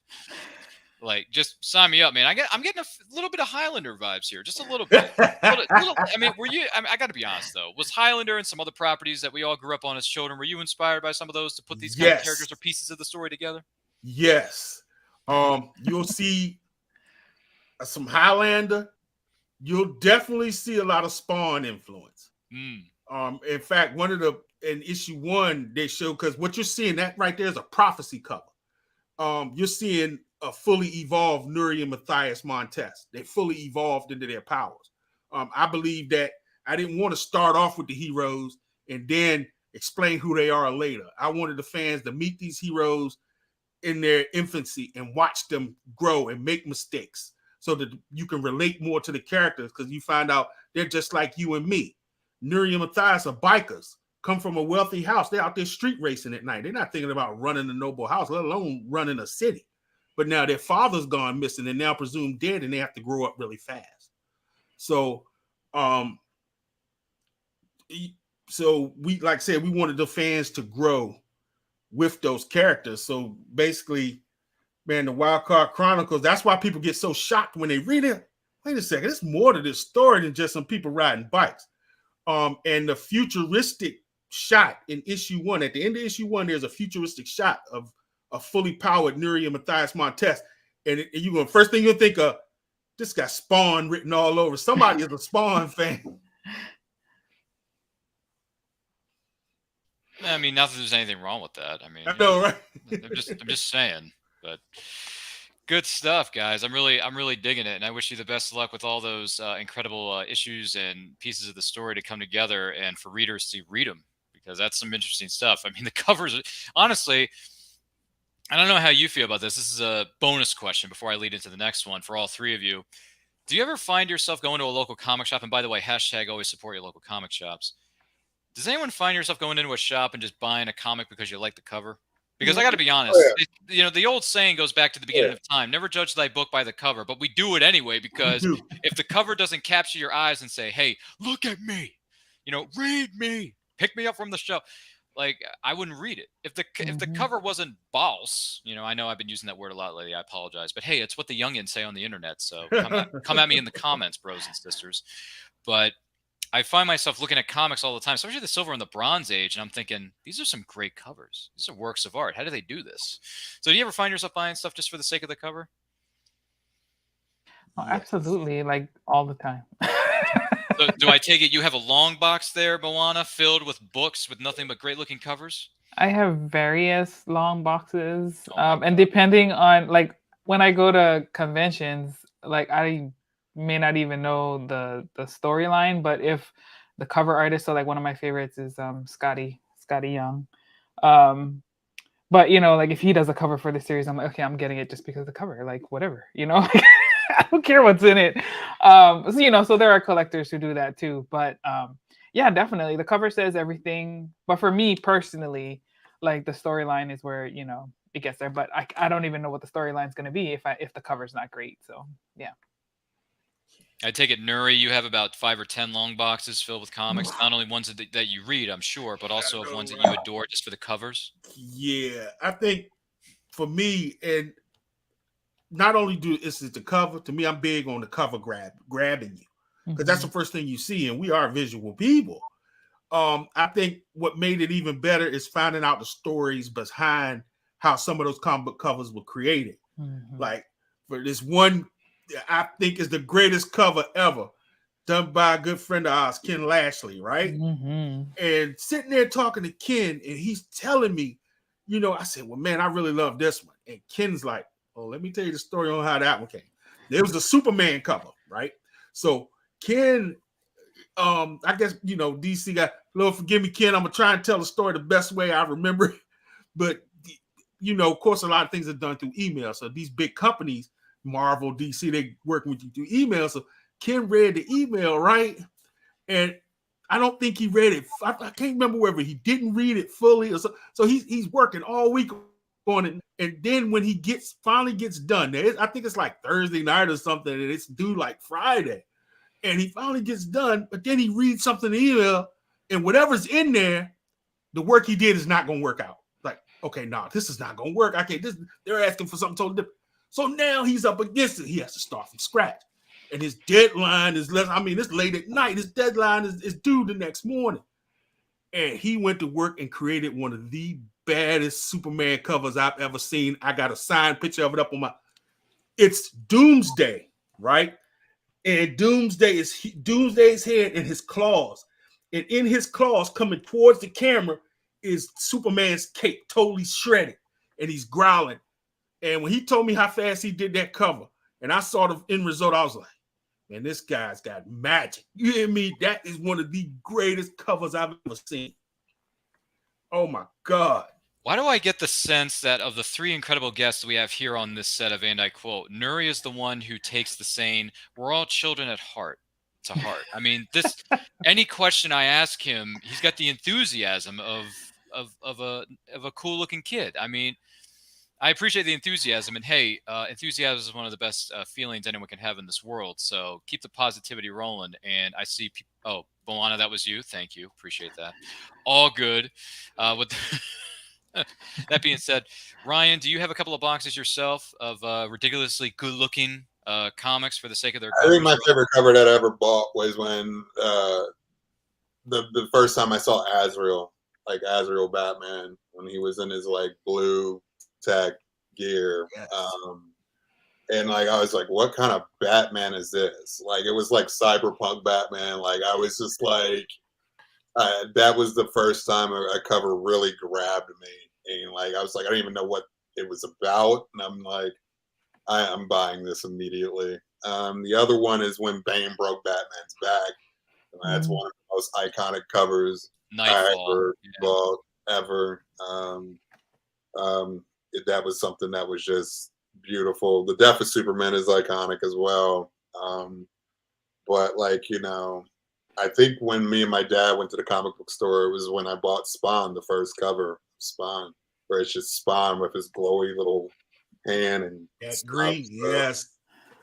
And I think for that was like what capsulized me to just buy. Like I didn't know anything about it. I just bought the cover. So yeah, I got a few. It's just, a cover has to be something that's dynamic and also tells the story in the cover. Like that's what really generally gets people to go. Like if there's some sort of element of the story in there, you're gonna pick it up. Yeah. That's a fair point. That's a fair point. Quick bonus question for the two of you, Nuri and Ryan. What did you think of Spawn the movie with Michael J. White? Terrible. Mm-hmm. The outfits. Okay. I figured. I watch a lot of movies, Ryan. So you're coming to me like I'm going to say something that is straight trash. Yeah, you want to give something that's going to win a lot of Razzies? I'm going to give it to Spawn. Yeah. It broke my heart. It really did. It broke my heart. Blade spared me though. Blade redeemed me because that came out like a year later, I think. Right? Wasn't Spawn 97? And then Spawn was 97. Blade was 98. 99 when The Matrix came out. And then Matrix came out in 99. So. Yeah, it really hurt. It crushed me. I was you. like, Malbosia looks like Fraggle Rock. What is this? I couldn't. That is a throwback, man. My brother's watching that. Jeez, John Leguizamo's The Clown is fun, but like the outfit's incredible. Actor. I love the outfit, but like I like the outfit. But the movie, it's rough. It's rough. Really but hey, they came out with Spawn the Animated Series on HBO. Yes. Wonderful. So they had that. I forget who was the voiceover of Spawn. Was it Keith David? Was it Keith David, yep. Yeah, Keith David was a boss on that one. Plus, he was the voice of Goliath on Gargoyles. Yes. Correct. Okay, does anyone remember Gargoyles? I mean, come on, bro. Which is a very adult cartoon. Yeah, you think these are kids like... Dude, Gargoyles and Batman the Animated Series were adult shows disguised as kids programming. You see what I'm saying? Because Batman is with all due respect to Batman TAS, that show is messed up. It is dark. Like, I mean, look at Clayface was voiced by Hellboy. The movie Mask of the Phantasm is. Fun fact: that movie turns 30 this year. Yeah, Mask of the Phantasm turns 30 this year? Hey, Nuri, it turns 30. And you guess what we're going to do in December when the movie originally came out? We're going to be celebrating the 30th anniversary of Batman Mask of the Phantasm. So you might want to join us for that one, Nuri. Yeah, I might have to join you for that. Because it's Batman. Exactly. Anyway, one more cover. One quick cover. Oh, yes. Yeah. When Mark McFarlane took over Spider-Man, gave him that dark. He took Spider-Man to another level. That went a bit dark, didn't it? Wasn't it dark with him squatting and them spiders coming with like that changed? I'm telling you, man, McFarlane, guy's king to me, man. That's fair. That's completely fair. Good picks there. For those of you maybe wondering what we were discussing just a moment ago, favorite comic book covers, or if you have collections of short boxes like I do. I have 3 short boxes. Thank you. One of them is my to be read one, so come at me, bro. And then the other 2 are ones that I've read and gotten signed. I got 3 graded comics on my collection here. I'm about to get another one next weekend from Mark Waid, who's my favorite comic book writer of all time because he wrote my favorite graphic novel, which is DC's Kingdom Come, with artwork by Alex Ross. Oh, I forgot to tell you. Yeah, great television show, The Watchmen. Oh, yeah. I think it's better to even the damn comic book. I think the Watchmen television show by David Lindelof. Yes. Lindelof. Pure magic. Regina King is something else. She is, isn't she? She killed that role. She's been acting for, so many decades. Correct me if I'm wrong, but wasn't she the love interest or the wife to Will Smith's character in Enemy of the State? Yep. That's correct. Yep. Anybody remember that movie? Yep. That was a really good movie. Gene Hackman is phenomenal. Yeah. I mean, you think he can only play Lex Luthor, but he could play a jerk in other types of roles. He could, he was an anti-hero in that movie, though, right? He was more of an anti-hero in Enemy of the State, but yeah. If you haven't seen Enemy of the State, feel free to check it out. It's one of the better, what do you call it, like political or legal thrillers, I would say. Isn't that the political genre? thriller? Yep. Yeah. Legal thriller. We'll just throw it in for good measure. And Regina King is... Anyway, with that being said, I do want to let you know for our guests and for those of you maybe watching or listening that this episode and every episode of what is known as, and I quote, is indeed powered by our good friends at Poddex. Now get this, Poddex are the hottest new tool for podcasters looking to have more meaningful, I should say, conversations or gamify their podcast. You simply shuffle up the cards, you ask a question, and you let the content roll. Get yours today at poddex.com and make sure you use that promo code Ryan10. That's RYAN10, Ryan10, for 10% off your order. You're not going to miss out on that opportunity. So, Moana, Poddex wants to know, other than the fact that you're excited to be on the most electrifying podcast in the history of podcasts, known as, and I quote, what are you most excited about right now? Oh, I wish I could tell you what I was most excited about. But she signed an NDA. Exactly. But I will tell you the number 2 thing that I'm excited about is that we're almost done with Journey to Ikua, which is our 3rd book in the children's book series. Ryan is actually about to make the cover, so you're about to see a very electrifying cover here very soon. And just really excited to keep this series going. And I don't know, Ryan and I just have a lot of fun. Like, you want to talk about 2 kids, like, it's just like when we're in planning sessions, we're like, in a candy store. Oh my God. We put a lot of our kid fandom, like the energy from those things into the book. So we hope our readers will love it just as much as we do, because we just love doing it. And it's great work. So I'm excited about that. And maybe if I'm back on in the future, I can talk about the other thing that I'm really excited about once that time comes. Yeah, it's in the secret files. It's in the X files. The truth is out there. Don't worry about it. So it's okay. I'll get Mulder and Scully to investigate that one. That's right. A little bit later. By the way, that's one of the best theme songs in the history of television. The X Files theme is so catchy. Wouldn't you agree? I'd say so. But Nuri, other than the fact that you're hanging with the man, the myth, the legend, I am the game. I'm just curious, what are you most excited about right now? Well, the same news that Moana can't share. I'm excited about that as well. So am I. So am I. Big time. I'm most excited because I'm working on, issue 1 and 2 is out. I'm working on issue 3 and 4 scripts at the exact same time. So I'm excited about that. I'm also working on some new artwork for Little Uzi Vert's character, so be on the lookout for that real soon. What I'm really most excited about is what we touched on earlier in the broadcast, and that was the Lion's Den. Okay, the Lion's Den is in construction right now, but basically what it is a pop culture museum. In fact, some things, I'm in my office right now, so but some things in the background you can kind of see. We have everything from statues to Hot Toys figures to all kind of we're talking museum grade statues, all right, of some of your favorite stuff growing up. Transformers, Transformers, G.I. Joe, Batman. One thing you're gonna realize is in this house, Batman rules. Yeah, it does. And Ryan can attest to that. Yeah, it does. But it's all quality Batman still. And Ryan, if Ryan P, if you're a Henry Cavill fan, I got something in the works. You're gonna lose your mind. You ever come up in the lines? Then don't worry. It's a YouTube show. That statue. Don't tell me you got that statuary that I'm all I'm saying. I'm thinking of that statue. Listen, I've never bought a Hot Toys or one of those really ridiculously good. Oh, you don't want to go to their house, Ryan. You don't want to go to their house. But I'll tell you what, if I were to get a Hot Toys or one of those detailed statues of fictional characters, I would want Henry Cavill's Super Loop in my collection. Is it if I'm thinking when I'm thinking, Nuri? Because Nuri, if you got one for me, you better put that sucker on layaway, man. You gotta say that behind the counter for me. Yeah. Put it behind the counter for me, man. Yeah. For real. Yeah, if you go on, I just put like Lions Den 515. That's IG. Okay. If you look on there, I'll get on there. Some of the stuff Ryan's talking about, some of the statues. Because in the words of Leo DiCaprio, you had my curiosity, but now you have my attention. So, you got to get on that, son. Man. Okay. Well, we know what Ryan's excited about. Not only is the NDA that he signed that he can't say anything about. I can't talk about that. But you're excited about Lion's Den coming up, and you get anything else you're excited about, Ryan, that you can share with us that's not signed by an NDA? Well, for me, I'm excited to finish the Journey to Ikua.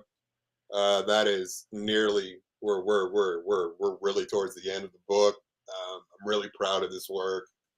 The quality is really good. I'm really proud of it. It's incredibly cohesive. I'm just very, very proud of the book. It's a really strong children's book. Story, everything about it is luscious and delicious and great. There's all kinds of things in the book. There's subplots. It's just beautiful. I think for me, I'm excited about my own art book coming out. The Art of Ryan Robinson, Volume 1 is coming out. It launches on Kickstarter soon. So I'm really excited about that. So that's coming out very, very, very soon. I'm just excited to be working and getting things done and having a good time and, having a break coming up when I have a break soon. So, give me a break. Break me off. A break? Going on sabbatical for a while. I'm not doing shit. Sabbatical? What are you, a teacher, a professor at a college or something? Oh, I've been working. Yeah, I've been working. So there's been a lot. Yeah, you need a very good extended vacation. Yes. Yeah. Yes. But I'm just honestly proud of this book. I really put a lot into Journey Haiku. I'm proud of what we've come up with, what we've done. So it's just going to be a really good book. And I'm excited to show it to our readers in the world and all that stuff. So it's exciting. And then also my own book. I can't wait for that to drop. It's been worked out, and it's a lot of me. My personality's in this book. So it's really fun and dynamic the way it's been put together. So the way it's been put together is really fun. So it's really fun. Yeah.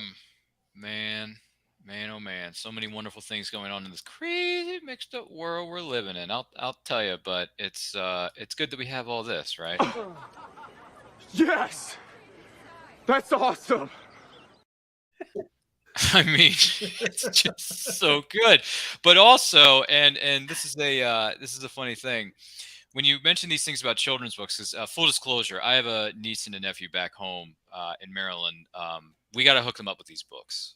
We got to hook them up with these books because it's exciting for all of us to read books, but for kids, I get even more excited for them to read books because when I hear people come to me at Comic Cons and they're at Comic Cons with their families, and I see little kids standing in line and they're reading a book while they're waiting, because we all know how long lines can get, right? We've all been there. Jason Momoa's line's probably 600 miles long. Adrian Paul's probably 600 miles long. I mean, anyone's line's going to be 6 miles deep, right? So when I see kids standing there, but they have a comic book in their hand and they're reading it and they're enjoying it and their eyes are full of wonder and excitement, I'm thinking to myself, this is the future. We need to get them to read books, and we need to get to read comics because they're just as important as anything else. Absolutely. So it just, not to get sentimental on here, but it warms my heart. It warms my heart when stuff like that happens. I mean, and my niece and my nephew, they got into comic books because of me. That's right. Yeah, Uncle Ryan knows how to be a good uncle. So you see what I'm saying? I know what I'm doing. All right. So anyway, other than that, Poddex wants to know, outside of the things that you fine-looking people have done, all three of you, this is going to be a bit challenging. So I'm going to start with ladies first. Moana, what book belongs on everyone's bookshelf that is not something of your own creation or something that you already named earlier? Lord of the Rings. All three of them, or just the first? All of them. All Lord of the Rings. Touche. All right. Yeah. By the way, which do you prefer, regular or an extended cuts? Depends on the mood. Extended cuts are good though. Touche. Yeah. I would have followed you, my captain. Boromir. I mean, Sean Bean dies in almost every movie he's ever been in. Yeah, But he plays Boromir so good. It is a gift. One does not simply read Moana's books. You know, by the way, we need to get a meme of that going around the Burning Spear Comix social media page, because if Sean Bean can do it, why anybody else can't? Oh my God, that's awesome. You should use that. Use this popular stuff that's on the interwebs as memes, because people create memes all the time and you can do it for free. You know, but anyway, I'm just curious though, Nuri, what is a book that belongs on everyone's bookshelf that is not something that either you have done or something that you named earlier on in the show? Any of the Star Wars novels. Mm-hmm. The old that's Republic. a deep black hole. Like that's a deep rabbit hole, It man. is. Can you be a little bit more specific? Like which Star Wars book are you going to throw into the mix? Okay, Shadows of the Empire. Yep, it's a good one. Just like the video game I used to play on N64 back in the day. Yes. Anybody remember that video game? Yes. Yes. And it was so unique because, like, even when you were playing it, right, you're seeing things that's happening in Empire Strikes Back, but you're seeing it from somebody else's perspective. So my favorite point is when the main guy, I got him running down the hallway, and he comes right to the opening, and as soon as he enters the opening, the Millennium Falcon takes off. I love that scene. Hashtag that is a spoiler, but who cares? Oh, my bad. I'm kidding. I've played the game so many times on that level. I know what goes down. Yeah, I know, right? I may not have read the books that concern that time period, but I am starting to read Star Wars novels, because ever since I've been a huge fan of something known as The Mandalorian. This is the way. Yes. I'm jacked up for Ahsoka. I'm jacked up for more Boba Fett and Fennec Shand with Ming-Na Wen, who's like over 60 and she can still break a guy's neck without even trying. Listen, with all due respect, Ming-Na Wen, I've known her professionally since '94 Street Fighter. Mm-hmm. So, Oh yeah, John Lee. Yeah, anybody remember that? I mean, I was there. Jean-Claude Van Damme. Yeah, I was there for that on VHS. That movie? Lord, I actually met her at Baltimore Comic Con. Oh, you met Ming-Na at Baltimore Comic Con? How was she? Was she cool? Was she cool to you? Was she nice? Yes. All right, because I hear she's really nice to all her fans anyway, so I haven't heard any bad. I met her again in San Diego too. Mm-hmm. Okay, basically, you've met everybody that I haven't, which makes me hate you even more than I already do. No, it's cool. We're still friends here, but with all due respect, that's a good one. Ryan, what's a book that belongs on everyone's shelf that is not something that concerns the character of Spawn or some of the other properties you mentioned? I'm a horror fan. I draw a lot of horror art, so horror is like a big thing for me. So I love Stephen horror. King? No. No. It'll be Anne Rice's Interview with the Vampire. Ah, yeah. Okay. All right. All right. Yeah. What'd you think of the Tom Cruise iteration of that one? Trash. Trash. Okay. But you did like the TV series that they remade, right? Mhm. Okay. 100%. Yep.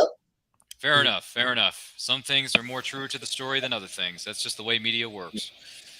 But that's cool. I can dig it. I can dig it. So this is going to go a little bit deeper here, aside from the books and the wonderful other things we discussed here on this episode of And I Quote. And don't forget to like and share this with all of your closest friends. If you have any questions for Moana or Nuri or the other Ryan, let us know in the comments. Let us know in the chat. There's plenty of room for all types of questions and all types of fandoms. Because hey, we're all geeks and nerds here. We all like different things. It's just the way it is. Moana, what is your greatest regret? Oh, let's see. I guess maybe my greatest regret is not doing this sooner. There's just so much potential and fun being an independent creative. But I just try to be like the trailblazer for others who, may be thinking about it and not really sure if that's something that they want to do. Follow your passion, like whatever makes you tick. That's what you should be doing. The rest of it you'll figure it out as you go along. It's all a learning journey, but start as soon as you would like to. Right on. Mic drop. Nuri, what is your greatest regret other than putting some of those names that you mentioned earlier on your Mount Rushmore of wrestlers? I don't know why you would put those names on there. No, I'm kidding. But what is your greatest regret, Nuri? Well, she nailed it, man. Not starting this thing sooner. I know we're not as young as we once were. I know. Yeah, I'm like, man, I really left a lot out there that I really could have took advantage of had I known better. So that was for me is not doing it sooner is the biggest regret. Other than that, I don't have any. It's just not doing it sooner. Ryan, any thoughts on that one? Just not believing. Like self-sabotage plays a big role when you're like an artist. So it's like not believing in your own work, not believing in your own talent. So having a self-sabotage like voice in your head saying, no, but like disregard it. Just do it anyway. Put it out there. Just do it. Like let it go. Well, in the words of Master Yoda, do or do not. There is no try. Mm-hmm.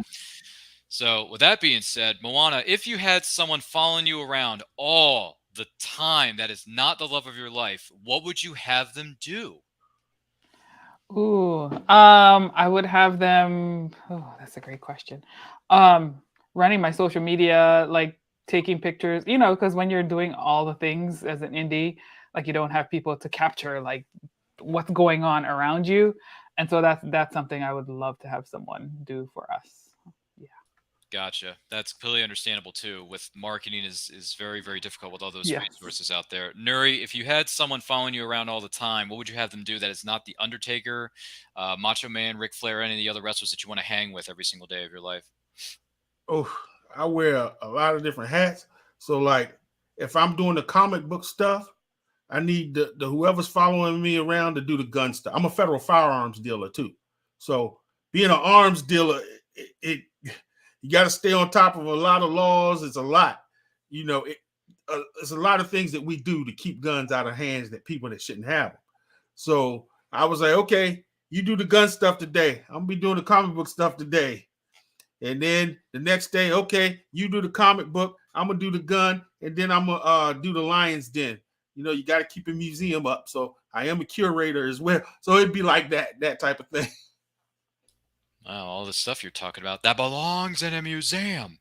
Yeah, indeed. Hey, I grew up watching Last Crusade, man. I love that movie to pieces. I mean, that and Raiders are the best of the franchise. I haven't seen the new one yet, without no spoilers, but I haven't seen the new one yet. But Raiders and Last Crusade are some of the best ever made. But that's just my opinion. Ryan, if you had someone following you around all the time, what would you have them do?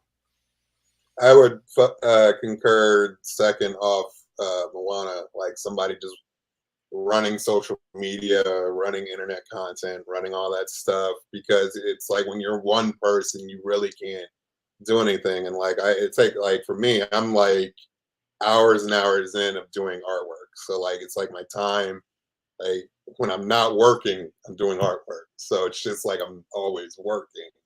So it's just for me, it's just having somebody else running content, because I'm not always able to put stuff out there all the time due to the fact that I'm always doing other stuff, So yeah, that would be, I would concur with Moana on that for sure. When you're wearing multiple hats, it's a difficult thing to do at times. So I Mm-hmm. can totally, a lot of us, including myself to a certain degree, I can relate to it. So Moana, if you were to pass on and come back as a person or a thing, what do you think it would be? Oh my gosh, what a question. Hey, pod decks don't mess around. No, yeah, this is good. Oh my God. Well, I would definitely want to be a person of means, like with resources, so that I can like support this wonderful community that we have. There's a lot of undiscovered talent, and just because like we are a lot of one-person people wearing a lot of hats.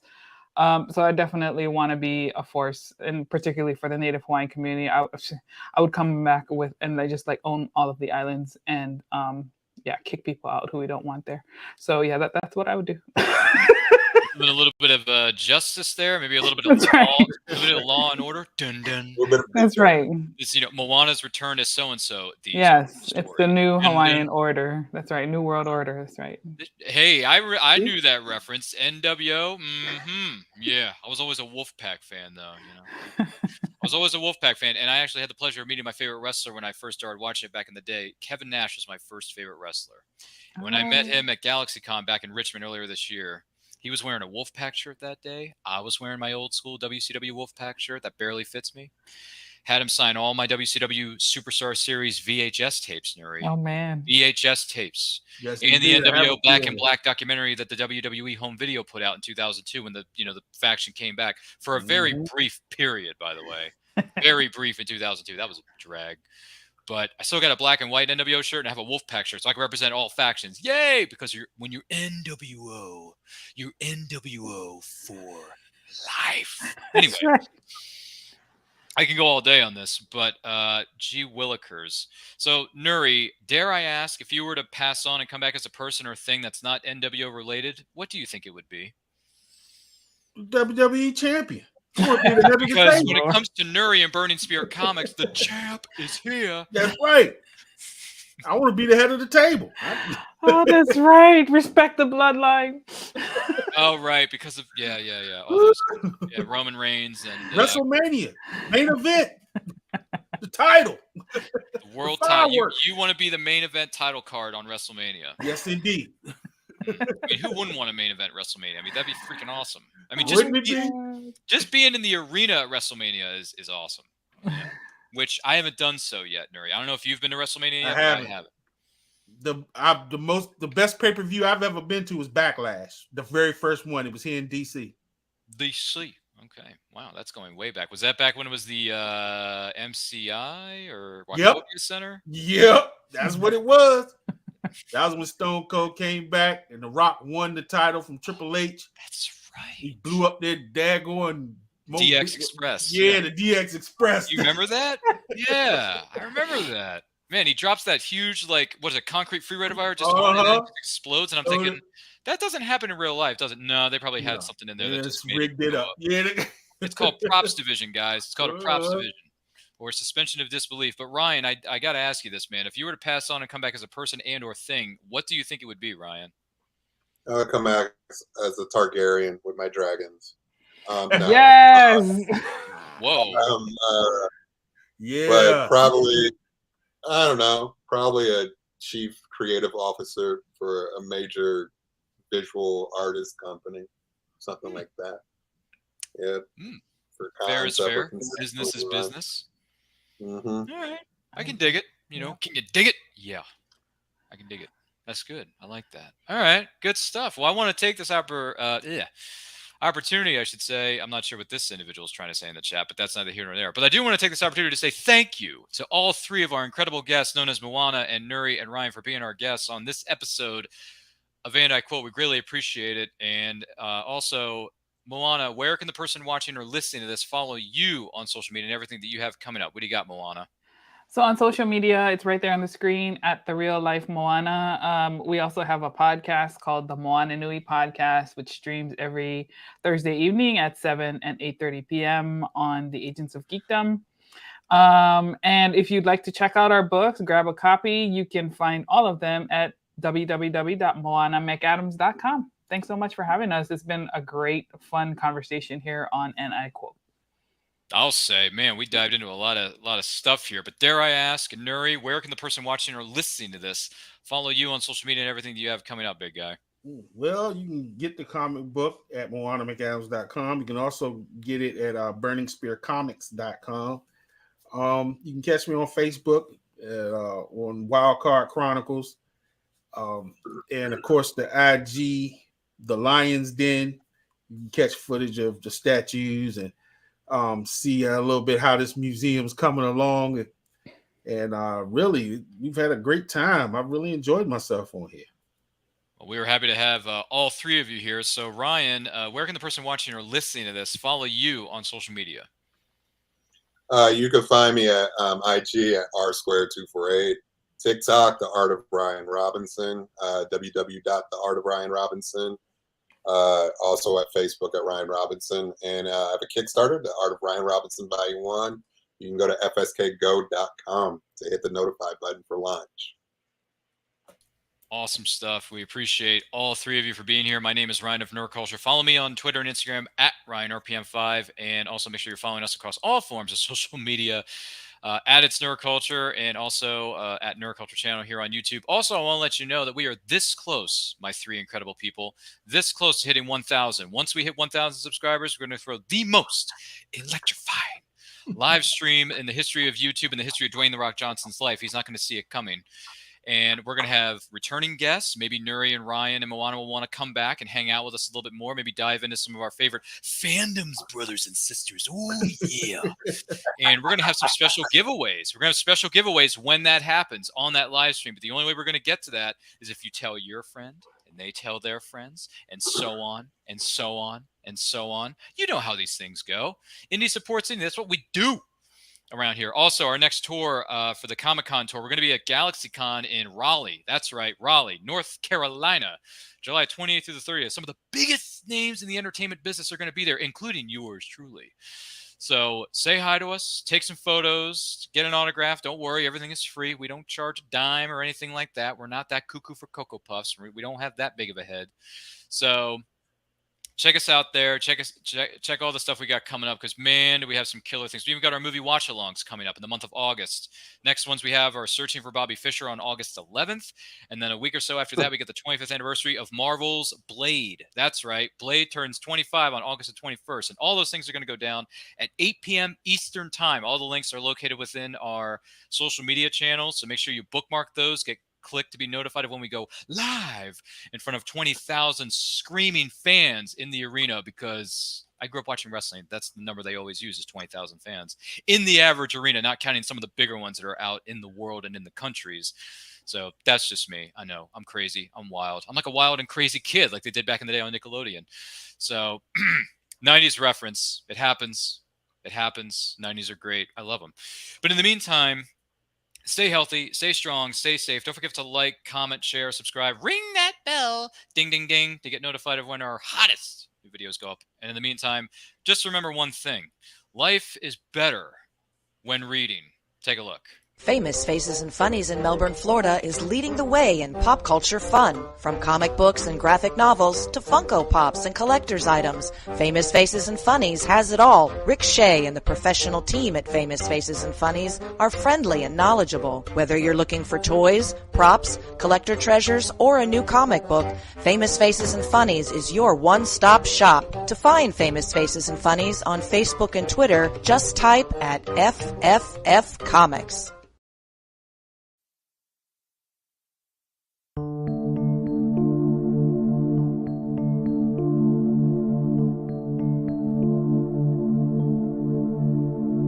Sweet dreams they placed on me inside my mind. Chance my truth, twist the past, my memories are fading fast. Am I still missed? You understand? Who do you want me to be?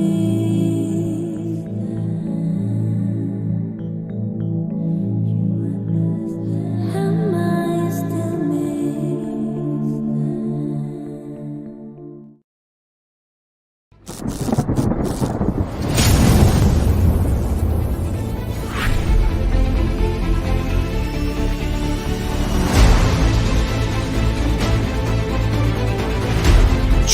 Choose high-flying action. Choose death-defying escapes.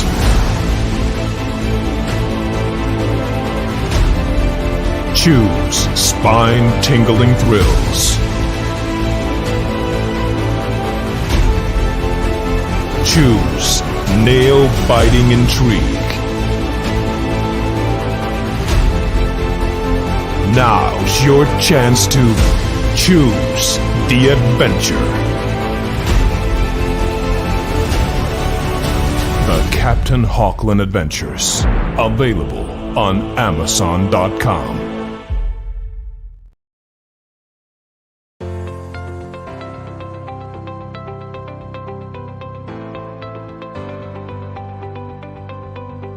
You've worked hard and written a great book. Now, it's time to give it a great cover. If you're an indie author or small press publisher, Plasmafire Graphics is your source for affordable cover illustration and graphic design.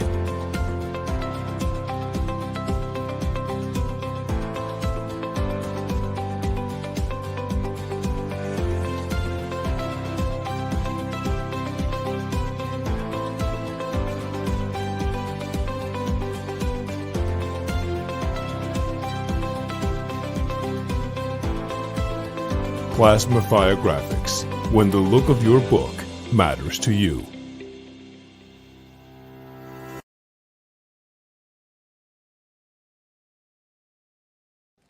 Good morning!